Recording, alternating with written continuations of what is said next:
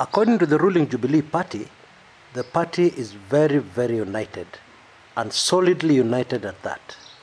Indeed, we have heard rhetoric even from the Deputy President William Ruto emphasizing how united the Jubilee Party is.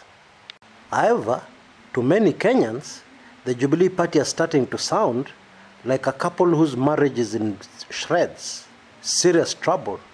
Indeed, the marriage has ended, but they're very eager to show friends that they're happy and they're still together. They're making appearances, yeah? Their togetherness is for sure, but the reality is very, very far from any semblance of unity or togetherness.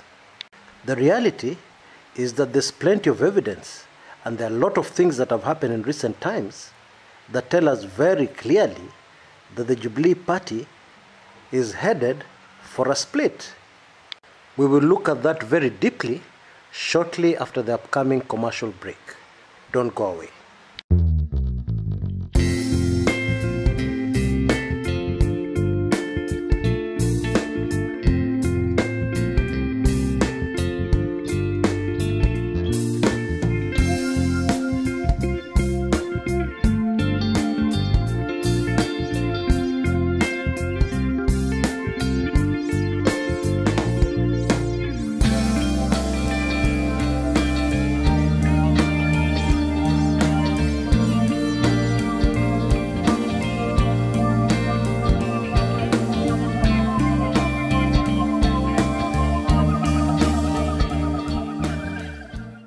Welcome back.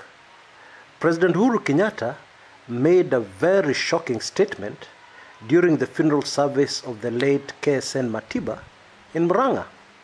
Many people interpreted it as a thinly veiled attack at his own Deputy President, William Ruto. In his remarks, he said that he was aware of people on both sides of the political divide who were very strongly against the handshake. You tell me, who else in Jubilee is very strongly against the handshake? Not only that, he also said that the handshake was not about 2022 politics. And then the most telling remark, he said that leadership was not writing an agreement on paper. Now. That last jab is what we call in boxing under the belt. The reason why I'm saying that is that all Kenyans know that there was an agreement made between Deputy President William Ruto and President Uhuru Kenyatta that on finishing his term, he will support DP William Ruto for the presidency. So who else was the president referring to other than his own Deputy President? Now, it is not a secret that the DP William Ruto camp has been very, very strongly against the handshake between President Uhuru Kenyatta and opposition leader Raila Odinga. We said on this channel very early on that what the handshake had done, it had turned the metrics of our politics upside down. It had changed, actually it changed everything. You see, prior to the handshake, the TNA wing of Jubilee, formerly TNA, was very, very reliant on the former URP wing of Jubilee Party, led of course by DP William Ruto. In other words, the House of Mumbi was extremely dependent on the Rift Valley for political survival. However, after the handshake, the Jubilee top brass have options. For instance, it is possible for the government to pass a bill easily, with just Uhuru Kenyatta's support and Raila Odinga's support. The political reality is that they no longer need the Rift Valley. What is even sadder for the Rift Valley is that it has been isolated, from the rest of Kenya. Why do I say that? Well, it's very simple. The vast majority of Kenyans see the need for the handshake, even if they do not completely understand what it involved. What is top on the mind for most Kenyans is that it has brought peace and tranquility in the country. Of course, radicals on both sides of the political divide will have different views, but the vast majority are for peace. All the other things can come in later. That is the view of most Kenyans. However, as far as the Rift Valley are concerned, anything that will interfere with the smooth ascension of their son William Samoei Ruto to the presidency will be strongly opposed.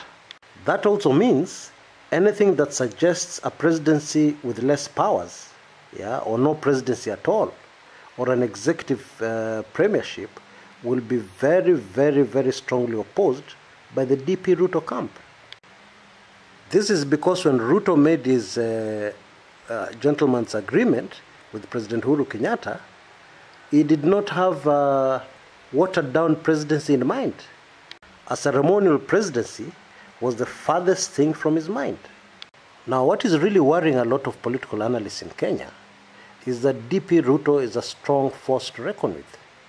He has the financial clout and he has troops on the ground. And as he proved in 2013, he can come up with game-changing strategy that will completely change the environment on the field, the political alignments, and indeed everything in his favor. Meaning that nobody in his right mind can ignore his complaints, his murmurings, as inconsequential. No way. Of course, DP Ruto is on a mission impossible.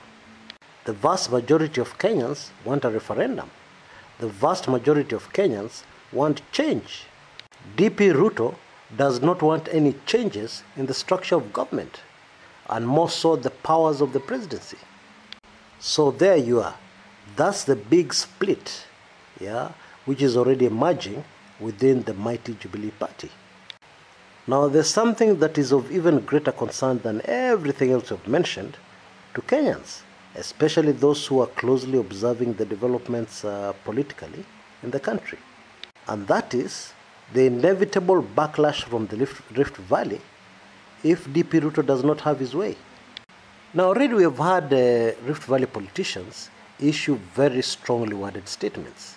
And the long and short of what they are saying is that anybody who thinks that DP Ruto is going to be shortchanged in 2022 is dreaming. It cannot happen. The Rift Valley will not take it lying down. Now, the sad fact is that this is very scary for non-Kalenjin communities living and working and doing business in the Rift Valley. And so it is hardly surprising that the profile of one Gideon Moi is being built at a very rapid rate. There are very strong rumors that indeed is going to be the compromise candidate between Raila Odinga and William Ruto for the presidency. Now, it is rather obvious with Gideon Moi as a candidate for the presidency, supported by the big two, the handshake guys, President Uhuru Kenyatta and Raila Odinga, is the kind of thing that will pour ice-cold water on any rising temperatures, political temperatures that is, in the Rift Valley. Folks, what's emerging here is a very complicated situation, the outcome of which is completely unpredictable. Until next time, this is Kumekucha.